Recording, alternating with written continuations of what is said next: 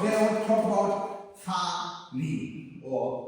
Let's start with the term Fali. So, first of all, before I start, China is big.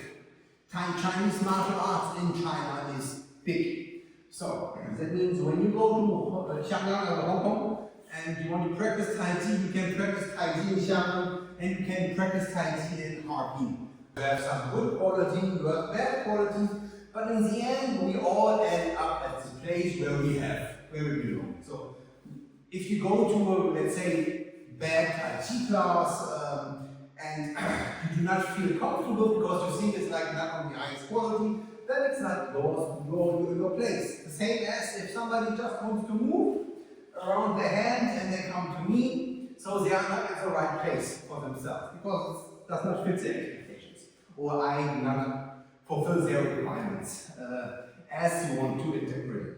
So, the same goes for terminology. Is there a difference between Fali and Fajin? Question mark.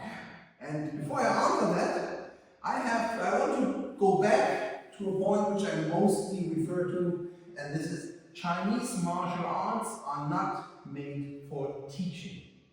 They are not made for getting written down and to be passed to a lot of people. Why? So even here, it's like we are very limited, but I think in the way I'm communicating and I'm always pointing out, okay, what's the principle behind it, not the fact, or let's say the pivot points behind it. People have a good understanding what is possible and what is not possible.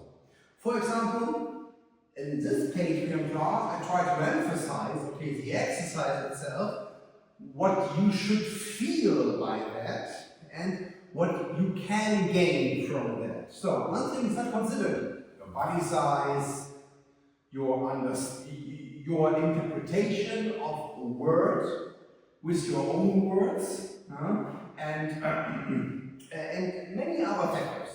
So, does your understanding needs to fit into my interpretation? No, they don't have. So, why? It's very simple, because the moment you try to do that, you're just imitating what I do. And by imitating, you are like still. You are dead. That means that your movement should be natural, like your mind thinks natural. So if you, for example, because we're not talking about science. In science, you need to build up your knowledge on other people's knowledge and also interpret it in the way they interpret it. But here, it's like you try to build up something in your body, but by your own direction. So even if I'm practicing with my teacher has a different body than I have. For example, I maybe have wider shoulders than him, but he may have bigger hands than I have. So to get yourself to the best possible optimum, to your best efficiency, so you cannot take it everything word by word granted.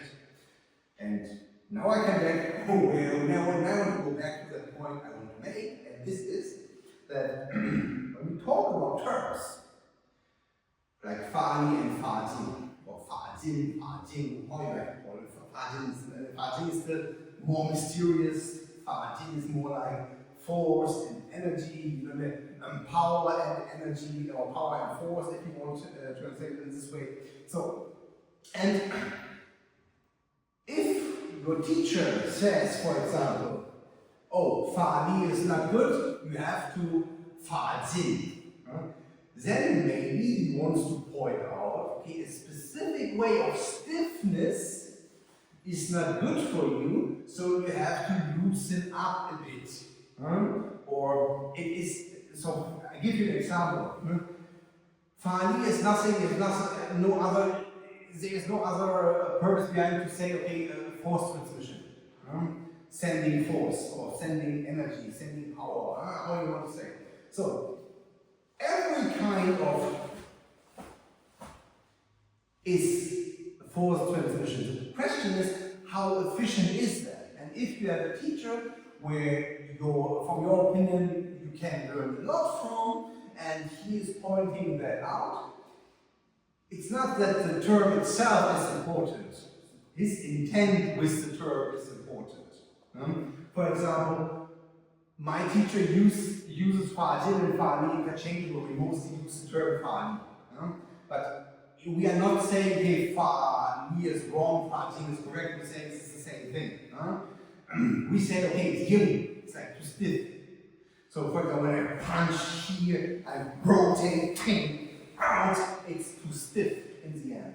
So, why? Because when you are rotating the punch out, so some force is going forward, even the stiffness helps you actually in the end to get the force forward, but you put also a lot of energy into your own stability. So that means like you have like extremely low outcome of your effort. So, and when your teacher wants to point out, okay, let's do it in the fast anyway, then he just wants to say, okay, do it more efficient. So when you, for example, standing around and then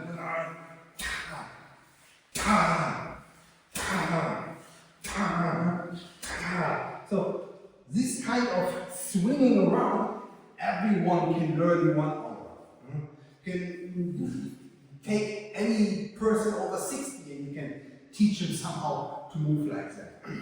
But so the real point behind the importance of Fajin, or give it even an extra term, is that when you want to issue force, many points have to be considered in it. So I start, for example, with this thing very late with my students. Why? Very simple, because especially when we practice a video, or you make videos of me, or we are in front of each other, and we don't punch each other really, not always at least, then you are imitating my moves. And then you think, oh, it's too less power, so I have to do something more to have more power.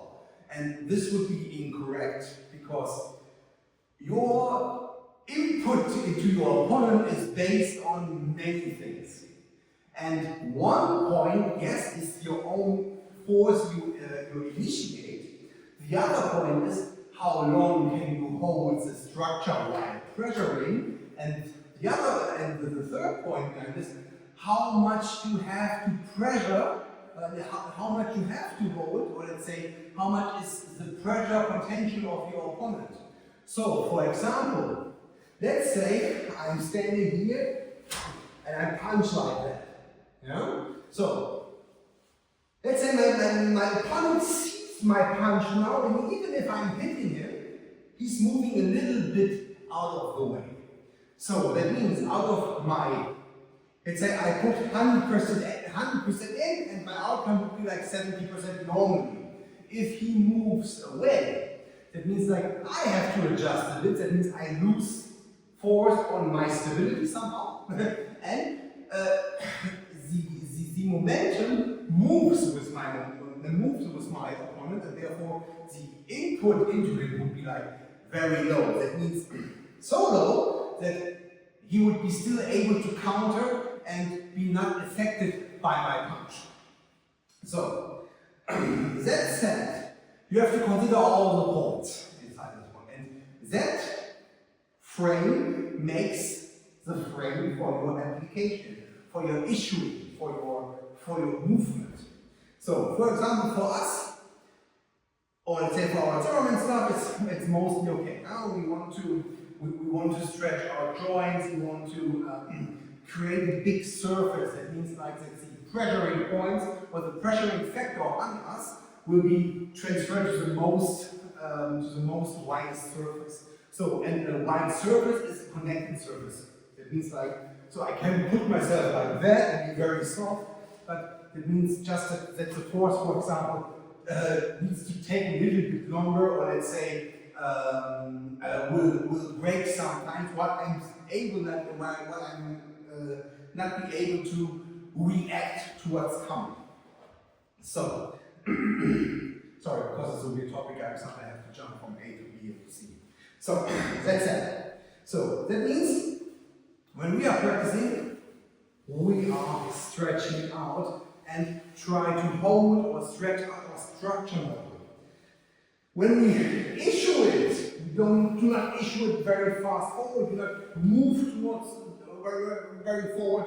We stay at our point and we have like a backward motion, we have a downward motion, but we hardly have a forward motion. Huh? Simply with boxing. In boxing, even if you jab, you mostly have like a drag down from your back foot or your left foot, because you do not want to move in, because every time you move in, you move your head in too. It was the same speed. So that means that when we are practicing, we stretch out. And when we're practicing faster, we stretch out faster. But this faster stretching out just creates for a short moment a more stable structure. And that is what we do at next. So the rest is then for real application. That means like when you really want to hurt somebody, then things change, your emotion change towards your opponent, and it's not even any more partner. So it's hard to do that in training because it's nice, we all want to be ninjas one day, but it's also bad to go like with like 3 or 4 T's less to work. So that said, I hope you like this video.